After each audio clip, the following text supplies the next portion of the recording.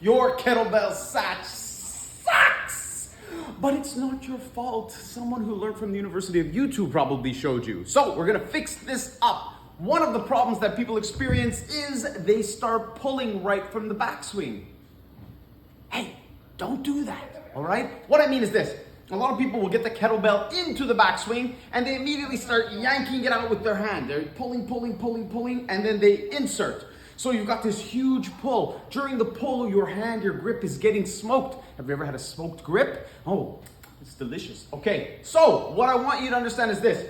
I have my kettlebell. I hike it back. It's the biasing of my weight from side to side, that counterbalance that gets the weight, the kettlebell, up to the acceleration pull. It's called the acceleration pull because that's where you do the pull. All right? So you're here, your arm gets up like this, you do a little shrug, and then you insert. You're going to lean in, lean out, glide in. If you want more, then join me for my upcoming kettlebell certification that is going to be online. That's right. We can train together, you and me.